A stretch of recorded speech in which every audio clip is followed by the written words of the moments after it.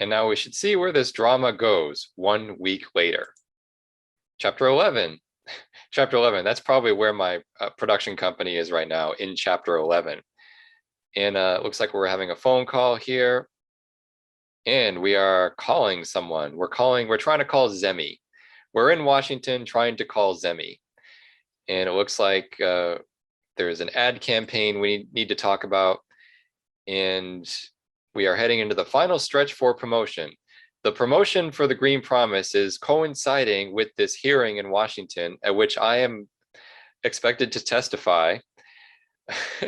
A lot going on.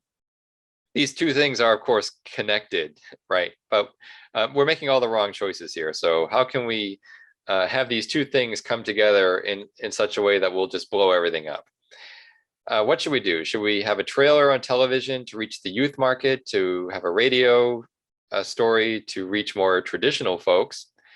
Take out a full page newspaper ad to reach the smart set, or put up billboards in all the big cities to get broad awareness. Well, we want to reach the smart set, right? Well, wait, we are making this movie as an intellectual, meditative kind of social satire, romantic comedy. The only people who would appreciate something like that probably would be the intelligentsia. And maybe then avoiding them would be the best way to simply have the market as completely empty. Let's see. How about sell the story on the radio to reach more traditional folks? Let's do that. Radio publicity. We'll get those ads running right away, says Zemi. Zemi asks how I'm feeling. And it says, well, we had to abandon the film in the final weeks to fly to Washington to testify before the congressional committee. Daisy lost Tarn and Vincent, who won't speak to Daisy. And I guess that's pretty bad position for Daisy at the moment. Zemi is very sorry. I guess if this game itself were a Hollywood movie, this would be considered the low point for the protagonist, the hero's journey. There has to be that point in the second act when the protagonist reaches the lowest point, where you think everything is going to go wrong and the protagonist is going to fail in the journey, whatever that journey might be. So let's see what happens here. Everyone back home is rooting for you, says Zemi. But Zemi says there's one more thing. Hopefully this has to do with Krogan's cigar piece that I think this game may have forgotten about. At the bottom of your luggage, there's a manila envelope, contains a certain photograph. Thought it might come in handy. Okay, so we will look at that. Let's see what's on the photograph. It's a photograph of people. To the right of the photograph is Pavel Rusinski, disgraced leader of the Hollywood Propaganda League. Interesting. An immigrant to Hollywood who worked on several films sympathetic to communism before the blacklist kicked in. Creed's committee say he's now gone underground, colluding in secret with studios to insert propaganda into their pictures. Creed's committee says. That doesn't mean it's factual. And then it says the photo shows him smiling and there's someone else there, a companion. It's the identity of this second person that makes my knees go wobbly. It's a hell of a trump card. Now this is cut to. So this is, I mean, the game is presenting Daisy's story as a movie in and of itself. So cut to. We're not told who else is in the picture. Who would be in this picture to make this most dramatic? We shall see. I'm not going to make a guess here. We are on Capitol Hill. We are entering the halls of Congress. In these past few months, Congress has been filled with movie stars. That's right. They were paraded in one after another, these movie stars, like Gary Cooper, who were called in to testify. And let's see, what am I wearing? My usual getup, something more formal, something unconventional, a protest button. No, we're not wearing that. An American flag pin. We're not wearing that either. My usual getup. Again, my stance here, in order to make the wrong decisions, in other words, we're going to displease everybody here, is to simply present ourselves as neutral, as on the sidelines, that we're not political at all, which in this environment is simply the wrong way to be. My usual getup. You brush off the reporter's questions and smartening up your famous polka dot bow tie. That's our usual getup. We head inside. It's a jam-packed hearing room. Again, this dramatic scene where these hearings were recorded on film. You can watch these things. You can watch the testimony of Gary Cooper. I mean, partly the reason for that is that they were such famous people testifying. And the idea was we record these hearings, not just for a record, but also to publicize this whole witch hunt, to publicize what's happening, to get the attention of the world, and also to really put the people on the stand in a very difficult position, like, because now they're basically the eyes of the world are on them as they're testifying. And there's a small lonely spot here where I'm supposed to sit and testify. Creed is there questioning. And you can see this as almost like a Hollywood movie in and of itself, a dramatic scene. The cameras are flashing and all that. And there's Creed sitting on above me at the table where all the serious looking Congress people are with their lawyer assistants. And I am sitting all alone. And now I'm being told I must swear in as a witness. And I have to say, I do solemnly swear that the testimony I give will be the truth, the whole truth, and nothing but the truth. There's no other option here. I can't simply say, stuff your committee. I do.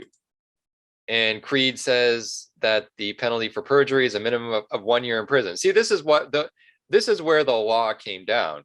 Remember what I was saying before, there was no law that said that people in Hollywood had to make movies like so-and-so, right?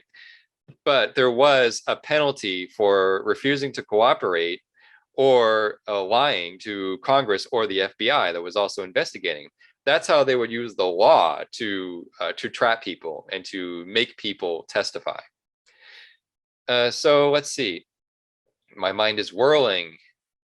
Again, what you say today will affect not only your own fate, but also that of your film, your studio, your staff, and your friends.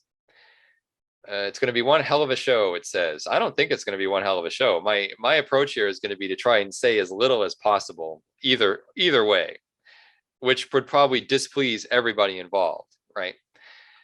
And let's see, Creed's first question. Flack, you are the founder and principal creative force behind the motion picture studio Polka Dot Bowtie Entertainment. Are you not? I like that. I like when people ask questions like that. Are you not? Because you're not sure if you're supposed to say yes or no. It's just a florid way of asking a very aggressive question. And now I'm going to say, pardon me, sir, but I prefer to be addressed as Dr. Flack. Confrontational? No, I'm not going to be confrontational. I'm just going to say, yes, I am. Straightforward. I just want to get this over with as soon as possible. The members of the committee are looking at me relatively favorably. So far, I'm calm. And now, would I say that Polka Dot Bowtie Entertainment is a typical independent movie studio? I suppose so, yes, or absolutely, sir. I suppose so, yes. That's kind of a lame, neutral answer. And now we have a long speech by Creed. Now, this is how the Congress people would do their thing. Like, it's in a way, it's not really about having witnesses testify to have factual material for the world to better understand, like, communism in America. That wasn't it at all. It was simply grandstanding for the politicians who were there to grandstand like their anti-communism by having these witnesses come in and then basically dominating the whole proceeding by making these speeches. So here we have this speech by Jonathan Creed that about the armchair radicals in the studios thumbing their nose at the establishment and the corruption of wholesome American entertainment into a tool of the enemy. Ladies and gentlemen, I would like to take a few moments to establish the kind of behavior that occurs at a typical indie studio. So now I've boxed myself in by saying that we are a typical studio. No matter what we said, we would probably get the same speech. But anyway, so Creed, over the next hour, marches through a laundry list of improprieties, real and imagined, about my personal life, my professional accomplishments, everything in between. Is it true that your film centers around transvestitism? I didn't know that the film was, but I did want this to be controversial and I wanted it to be intellectual. But of course, it makes it seem like we're doing something subversive in this. And Creed asks, Have you frequently and repeatedly endangered the life of a young girl by allowing her to wander a dangerous film set filled with fire hazards? So now my relationship with Josie is being used against me. Not only would I let this child be exposed to, communist influence, but also it's a dangerous film set. Basically painting me as like a horrible person. So I would be, inclined to cooperate. Cooperate and we'll ease off on these personal attacks. And I encouraged Josie to break into the office of a rival studio executive. Well, aren't your film's controversial themes wholly inappropriate for a mainstream audience? Yeah. Did you harass a small dog at a private citizen's house? See, now this is the payoff to that whole tedious nonsense about the dog at the party, at the Goldwyn, the Goldwyn hostess's party. I thought that was really tedious, but I guess now it has a little bit of a payoff here that the dog, even this is used against me. The questions veer from the merely ridiculous to the downright insulting. Now, what am I going to do? Answer all the questions truthfully, refuse to answer any personal questions, try to stonewall the proceedings by pretending to cooperate. This is nothing but a circus. Refuse to answer any questions at all, pleading my Fifth Amendment rights. Okay. Morally speaking, the right thing to do is refuse. Stonewall the proceedings by pretending to cooperate while revealing as little as possible. This is nothing but a circus. It sounds like that would be trying to outsmart the committee. Am I going to try to be clever here? Here's the thing.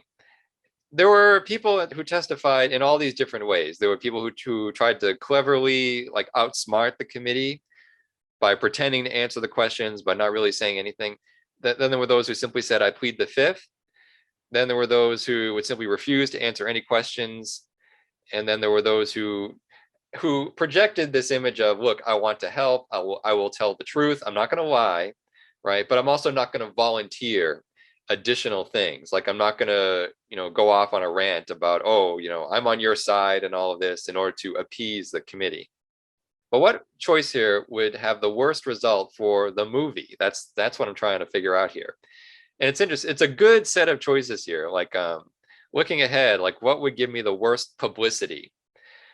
Let's see. I would say refuse to answer any personal questions. It's none of their business. Okay, that would give the least.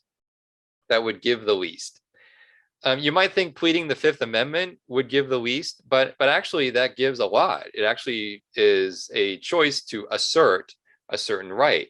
And then there's this whole back and forth between the committee and the person pleading the fifth.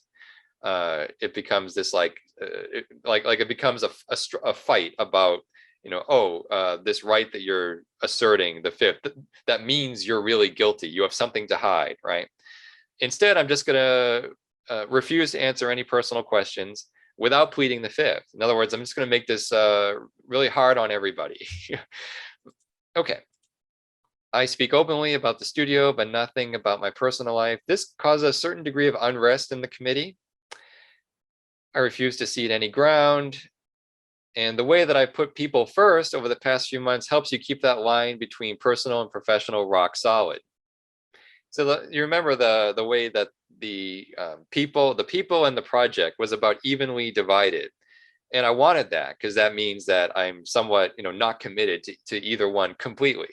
And it looks like I'm maintaining that line here between the people and the project, with the goal being that would result in a mediocre result for both those things.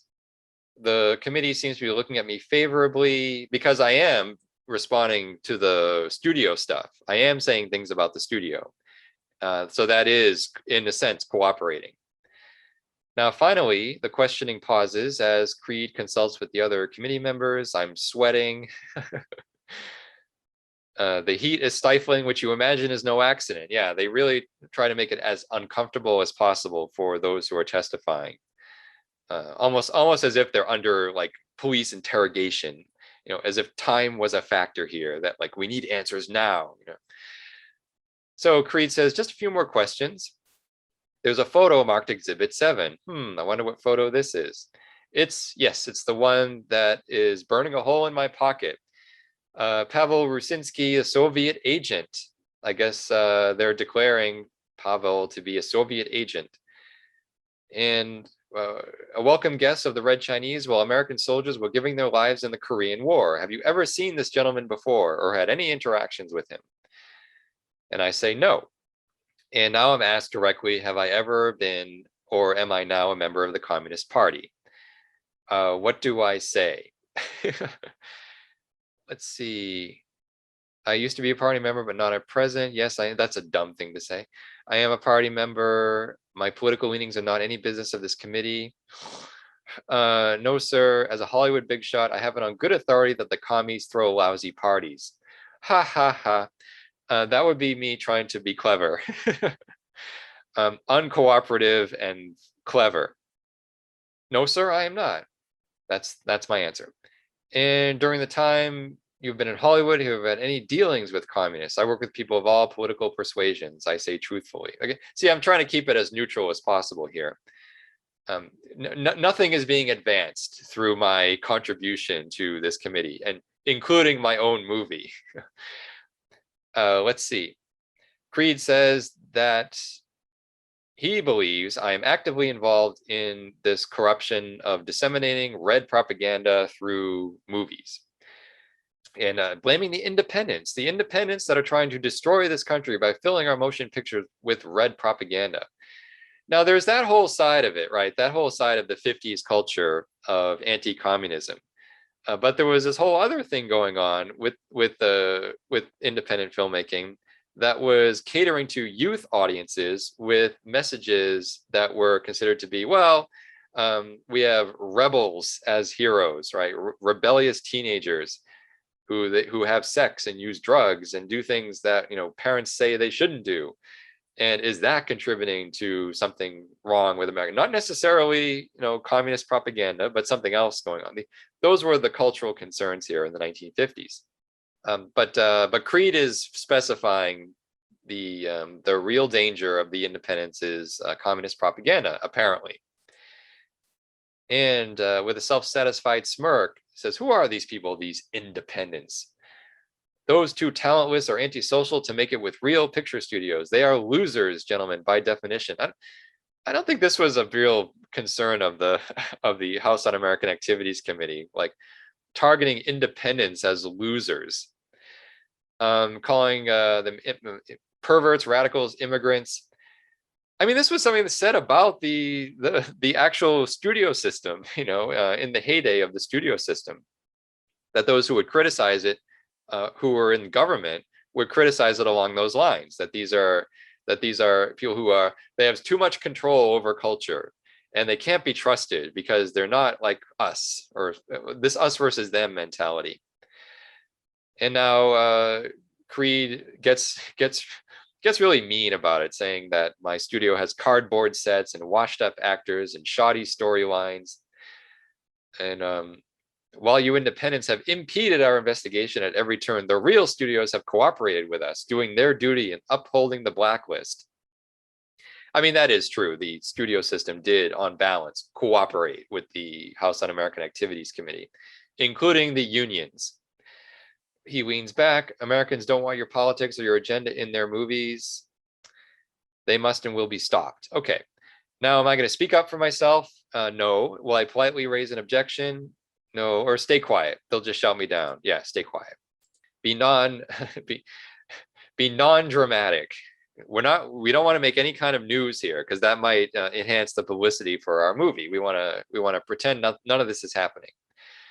Not all of them. It's interesting. It points out that not all the committee members seem comfortable with Creed's Jeremiad. I mean, the committee was not uniformly on taking the aggressive approach here that you see from Jonathan Creed, because of course you had the other parties, like other political parties, represented on the committee. So it was somewhat of a mixed committee. It was simply dominated by this anti-communist agenda, and those minority voices on the committee just simply weren't as loud, right? But they were there. And let's see. Now they want to call Fish Grundy to the stand to prove that I'm lying. Okay. So Fish is staring straight ahead, not giving me any sign of what he's going to say. And now Creed is questioning Grundy, talked about the last time he testified when he was uncooperative, refused to answer questions. So now basically Fish Grundy can redeem himself in the eyes of the committee by testifying against me. And this is how they would use people as turn them against each other. They would threaten to make life worse for them if they did not turn in someone else. And even if it just meant like, just mention a name, just say a name and we'll let you go, right? Just terrible for those who were subjected to this treatment. And so Fish says he'll answer the questions. And Fish says that he has known Daisy for 10 years. Fish says he was a member of the Communist Party.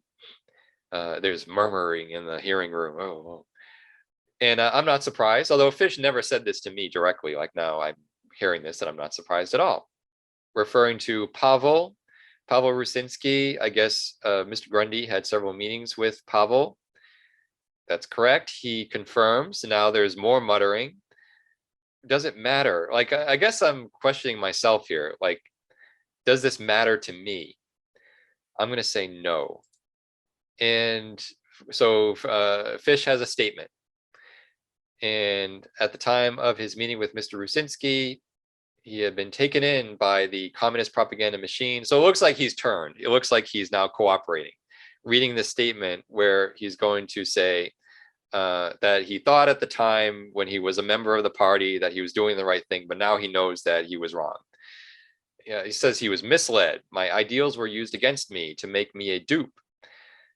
It doesn't sound like he's convinced of his own words, but these are certainly words that he hopes will get him out of trouble.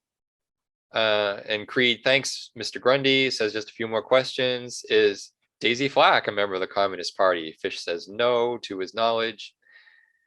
And to his knowledge, has Flack upheld the blacklist? Yes. Okay, and there now is a Exhibit 9, the photograph, or a photograph taken in Griffith Park a few nights ago. All right, so I guess someone was following me or following the person I met there who the desperate person who needed money, and I had basically dismissed this person. There was a photograph taken of that by someone, and Fish is being forced to testify, recognizes me in the photo. And let's see, the other person in the photo is someone named Don Farrell. Don Farrell, Creed says, is a former screenwriter and communist agent trained to specialize in youth recruitment activities, now blacklisted. And it looks like Mr. Farrell and Flack had a secret late night meeting in Griffith Park. This is how they get you with anything, to get the paranoid wheels turning, right? Now Fish is being asked, does he know if Daisy and Mr. Farrell had an association, a previous association? And Fish says, well, they had lunch at the same diner once, but that hardly, and now that's, so Fish has outlasted his usefulness to the committee. And Creed now dismisses Fish and takes a recess. We are going to conclude the hearing soon. Now, during this little break, there's news all over the country that Hollywood has been, that's Fish Grundy, spills on commie conspiracy. You hear someone dictate. There's Fish, and we exchange glances here. And now, should I say something here? Don't say anything. Yeah, don't say anything. And Fish takes something out of his pocket, puts it in my hands. It's his wife, Albertine. So that's Fish's motive. Fish is explaining this is why he did what he did. He has to take care of her, and so he had to do what he had to do there, which was to get himself off the blacklist and cooperate, basically. Walks away, hands in his pockets, looking for the first time like an old man. Yeah, fall from grace here for Fish, but one that I think is understandable. I think this is well put here. The pressure that was put, the financial pressure, the reputational pressure to cooperate with this anti-communist witch hunt, and those who had families, those who had who had people to support, who needed them. Some of them had to basically cave in, even if it meant not telling the truth, just saying what had to be said in order to maintain their career and to support their families and their loved ones. So what do I say? Do I forgive Fish for doing what he did or not forgive? I mean, I'm gonna forgive. I don't see how not forgiving him is gonna affect the production one way or the other. So yeah, safe travels, old friend. I'll forgive Fish. Now, 10 minutes later, I'm in the chair again, and Creed is banging the gavel impatiently. They love banging those gavels, don't they? They love, calling order. Listen to me now. There's one more witness, Lloyd Krogan, to the stand. All right, maybe we'll get to the bottom of this here. This cigar left behind Studio B after it burned down. There's Lloyd Krogan, the man who burned the man who burned down your studio.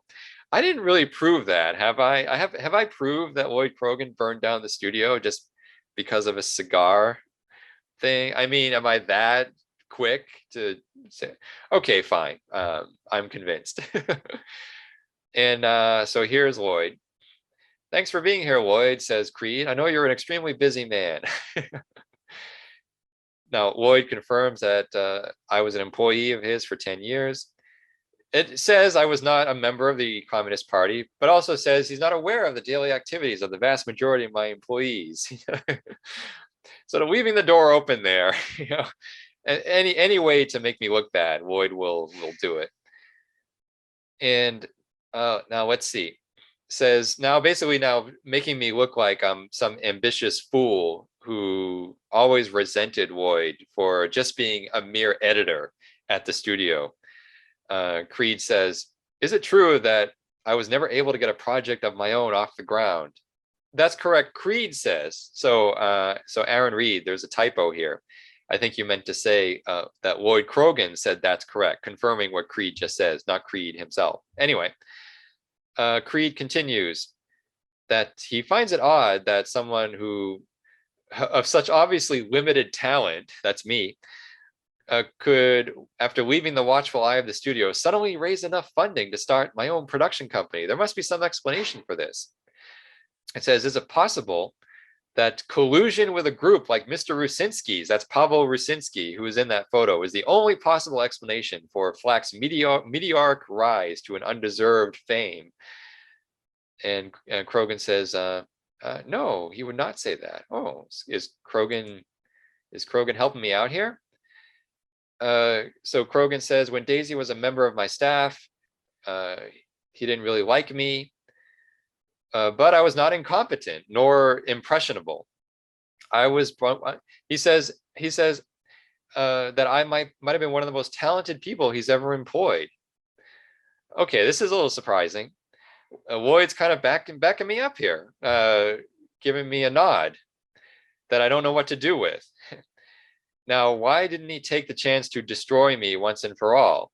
And now we have mention of here the photo in my pocket. All right, we want to figure this out here. Or do I not want to think about this? Look, the right thing to do here is to get the photo, but I'm stupid, so I'm going to not think about what's going on here. I'm in a bubble here. I'm in denial of the whole situation here. I just want this to be over with as soon as possible, because that will be the worst thing for the production. Now, looks like Creed is trying to restore order here and to get things back on track. And now he's turning to me again when saying, Flack, we want to uncover the truth about corruption in the film industry. You may continue to perjure yourself and defy the investigation by remaining uncooperative. Really putting the hammer down here. Now, will Flack be willing to provide the committee with a list of names of members of the Communist Party who are associated with my studio? And now it says, of course I know people who are communists. Until a few years ago, it was hardly rare. You can think of a dozen names right now, or half a dozen names right now I could give him. And there's also the photograph resting in my pocket. Now, do I think about the photograph? Do I testify? Or do I say, no, I can provide you with no such list? I am going to provide no such list. So I understand the hesitation. Creed says he has a letter here signed by virtually every theater chain in the country. Says these chains, representing over 85% of the screens in the nation, have unanimously agreed not to show pictures starring, produced, or distributed by people on the blacklist. Okay, now I would say probably major theater owners, like owners of the biggest theaters in like the big cities. I mean, I'm sure they would sign something like this, right? Because they were the most exposed to the public, right? Whether that's 85% of the screens of the nation, I'm not sure. Maybe it is, who knows? So Creed is now pressuring me, threatening my business. Do I want to reconsider that answer? My answer remains the same. Yeah, it says consider the photograph. I'm thinking that would probably be good for me, so I'm not going to consider it. Maybe in the next playthrough I'll do that. Now it looks like they've been considering expanding the investigation to Tarn McKinsey, an employee of yours, employee in quotes, alleging or correctly suggesting that maybe there's something more than an employer-employee relationship there. They can't find Tarn. He's mysteriously vanished. Good. And now, Flack, will you testify? Will you be willing to cooperate? Do I give them some names? Do I show them the photograph of Krogan and Rasu? So this is the first time that actually the game tells you who the other person in that photo is, I think. Maybe I missed it, but the photo I have in my pocket is of Pavel Rusinski and Lloyd Krogan. So to show this photograph would instantly put Krogan on the spot, and now suddenly I'm off the hook. But I'm not going to do that because I want to get off the hook, but without being a hero. Plead the fifth, even if they blacklist me and everyone I know. Make a speech denouncing. So that'll be. I'll plead the fifth. I'll just plead the fifth here. It says achievement unlocked, the fifth. Last chapter. All right, last chapter. And now achievement unlocked, release. The big premiere at Grauman's Egyptian Theater. This, I guess, will be the result of my pleading the fifth. I gave the committee nothing else. I did not expose Lloyd Krogan for not only burning down my studio, but for, I guess, being in this photo that would put him on the spot and perhaps make him want to now do something for me.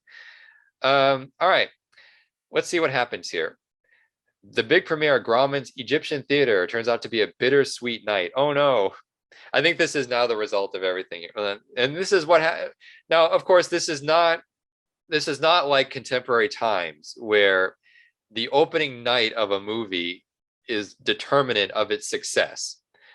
Nowadays, that is the case, like that first weekend. And this has been the case since, I would say, the 1980s, because we didn't have what we have now, which is saturation booking. You would have a new movie coming out that would be in a high percentage of theaters, all at the same time, right? And so if it doesn't play well that first weekend, then it's likely to not play well ever, because you have basically that one shot, that saturation booking. Back in the 1950s, they didn't have this kind of saturation booking. They would have territories. They would have prints of movies that would go from one city to another, right? And you would have a gradual rollout, like a movie can be playing for months and months and months. And it might not be a big success over here, but it might be a huge success over here. And then you had international distribution and all that sort of thing. So the opening night of a movie in terms of its box office it's not the end of the world if you have a bad opening night, right? But I guess if we're going to have a big premiere at Grauman's Egyptian Theater, for publicity purposes and for just reputation, right? You want to have a good night, right? So let's see. We managed to avoid being blacklisted by Creed's committee. All right, so we escaped that. But the bad press still scared off a number of distributors. So again, like a bad press just for being there. And so we don't have a lot of distribution based on that. Now, we did refuse to name names. So that brought support from certain places. In places it says that you least expected. Grauman's Theater, one of the most prestigious theaters, unexpectedly offered to host your premiere. So Grauman's is obviously havy that I didn't name names. I didn't make things worse for those who are being targeted by the anti-communist witch hunt. So I guess having this premiere at the Egyptian Theater was a kind of reward for that. But there's still not nearly as much buzz around the production as I'd like. And so it's a struggle to fill seats. A decent crowd showed up regardless. And at the red carpet premiere, there's Carter Whitlock. There's some of the bashful socialites. There's Romana and Josie getting out of a limousine. Josie looking positively miserable but smiling bravely for the cameras. There's Greta Garbo talking easily with, is that Errol Flynn? Why would Errol Flynn be at this premiere? I don't know. So let's see. My heart is aching for Vincent Ann Tarn, Zemi, the picture where it's always truly been. My heart is aching for the picture, I must say. Now that it's all done and it looks to be going nowhere, my heart is aching for the picture. And let's see. Now Lloyd Krogan is there. I'm toe to toe with Lloyd. And Lloyd says, I actually say to Lloyd, I'm glad you're here. I have some things of yours. I pull out the photograph and the burned cigar and put them both in his hands. I did nothing about these things. I did nothing about the cigar. I did nothing about the photograph. And now I'm giving them back to Krogan, who is confused. And now I can accuse him of sabotaging the studio. I could say, I could have destroyed you, but I guess some of us still have principles. And then I have nothing to say to you, Krogan. I have nothing to say to you, Krogan. Yeah, that's it. If this were a movie, that would be the least satisfying thing to do, just to say nothing. In a way, I'm sabotaging the game here, the game narrative here. I'm making the game narrative as unsatisfying as Daisy Flack's movie, The Green Promise, by saying nothing here. So I try to get away here, but Krogan wants to say something here. Says Pavel is a very old friend from overseas, and so it explains, like, the Pavel connection there, and thanks me for my discretion, and says he gave up smoking cigars months ago. Says doctor's orders told him not to smoke cigars.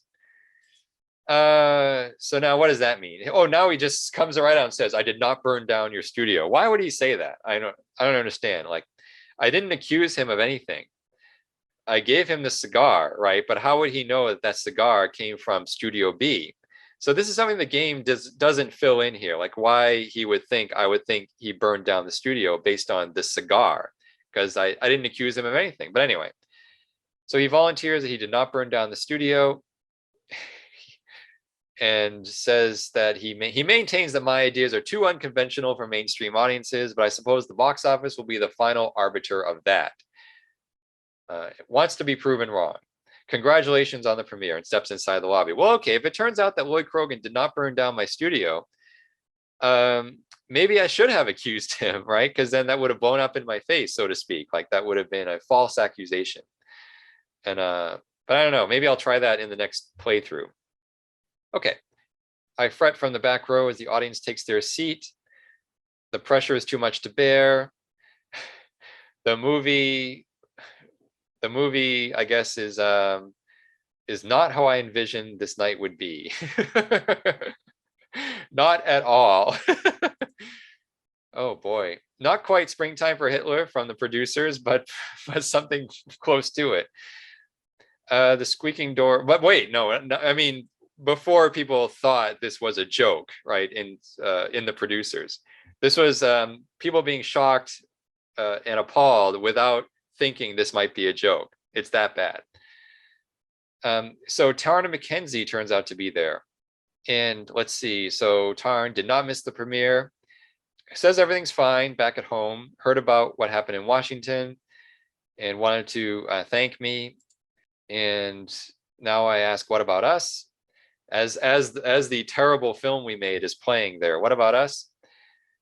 This is now like a romantic drama. Like, Tarn says, we've had our ups and downs, but I think this has to be goodbye. Fine, I have a choice. Fine, I never loved you anyway. That's kind of bitter. I think that would be best. Yeah, that's like, like, I'm basically like numb at this point. I have no emotional capacity whatsoever. I think that would be best, Tarn. I never wanted to hurt you, Daisy. I'm sorry, Tarn. Puts a hand to my cheek. Just and lets me go. and leaves. Moments later, I'm alone. But Josie's there. See, I knew Josie would come back. Josie is the one positive relationship I managed to maintain here. So Josie remembers what it was like, everything that we went through, asked me, did I make the movie I wanted? I wouldn't trade it for anything. If I had to do it again, I'm not sure. The movie's bunk, kid, but at least we had some good times. Do I realize, have I come to a turning point here for my character where I realize what I've done and maybe have learned something from this experience? And yeah, I'll say this will be, because this, now it's all over. Like, the movie's done. Like, nothing I say at this point will make anything better. So why not just have my bitter realization? The movie's bunk, kid, but at least we had some good times. Bingo.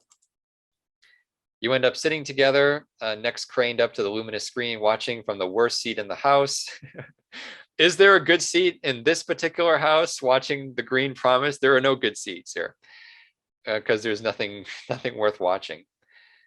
Let's see. We made this thing together. So Josie and I made this thing together. There's always that. So that's it. So that's it. We have now a positive relationship with Josie, and we have some respect from the industry community because we did not name names to the anti-communist witch hunt committee. Those are the only positive things that came out of it. And I guess Lloyd Krogan, we had a nice like to do with Lloyd Krogan.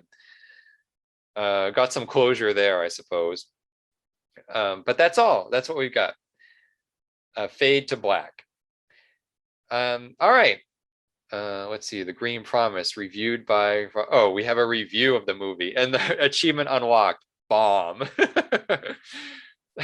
Well, first of all, it says here, The Green Promise, reviewed by Robert Langdon for Photoplay. Yeah, Photoplay. That's the same publication that we like brushed off earlier. We had an interview with them, and we kind of brushed them off, and we dissed them. So now they're dissing back, and I feel like I should read this. So here's Robert Langdon's review for Photoplay. It's hard to muster much enthusiasm for Polka Dot Bowtie Entertainment's long-awaited debut feature, the snooze fest of a genre-bending mess that is The Green Promise. Directed listlessly by studio head Daisy Flack, this full-color tale of the leader of a group of bashful socialites, led by newcomer Carter Whitlock, in a nihilistic story of meaningless sacrifice, is a stumble for the new studio, already on shaky ground thanks to its controversial founder. Some of the picture's problems include its abysmal acting, its incompetent directing, its shoddy production values, some plotting editing, and its amateur slapdash quality. Hey, I take offense at the plotting editing thing there. While some blame can be laid at the feet of the directing, Daisy Flack's whole production must shoulder ultimately. It's Daisy Flack who shoulders the burden of this misfire from a studio many once felt had a promising future ahead of it. Blaming the director, blaming the producer, blaming the writer, blaming the editor. That's all me. The review continues. There are some bright spots, such as its smart storyline, its above average screenplay, and its bold ideas. But in the end, it's not enough to save the audience from disaster. While it's possible the film will find box office success because of its more crowd-pleasing aspects, such as its above-average buzz, oh boy, it's certainly got a rocky road ahead of it. This reviewer recommends audiences opt for Lloyd Krogan's Knife instead, also opening this week. So Lloyd Krogan produced a movie called Knife that has felt like a knife in my heart. And so, epilogue. Cult classic is the achievement unlocked. 6 months later, we're standing outside a rundown New York movie house where something wonderful is happening. The manager greets myself and Zemi as he unlocks the lobby for the evening show. It's posters for The Green Promise. Here is where The Green Promise ended up. This intellectual social satire romantic comedy set in Morocco is basically made for the art house audience in big cities like New York. And the manager says that folks are just bonkers for it. Been running for 4 months straight. It's a cult classic, as the achievement says. And they know all the lines, come in costumes, the whole okay, that's bullshit. Like the idea that a New York intellectual film going audience would dress in costumes after the cast of The Green Promise is absolutely absurd. Must have done something right, the manager says. And yeah, so we've actually given up the picture for dead, but it turns out it seems to have found an audience. And all right, now we have the producers we basically remade the producers here. The surreal, tranquil mood, the hilariously bad acting, the lovably amateurish sets, the flirtation with controversy, Carter Whitlock in a gender swapped role, and the lack of appropriate music says these might not be selling points for critics or the public, but to this crowd in New York City, laughing at these moments that we cringed at, is what this movie was supposed to be, I guess. Yeah, we have remade the producers here, but I guess the difference here is that we will not be arrested for this. We should be arrested for making this movie, but we have not been arrested. Maybe we'll never win an Oscar or get a rave review in Variety, but maybe this crowd's trying to tell you that you don't need one. All right, so we have to live with this modest success. This is the silver lining in the vast cloud that is The Green Promise. Now, we hope you've enjoyed playing Hollywood Visionary. We realize new games on a regular basis. Okay, so that's it.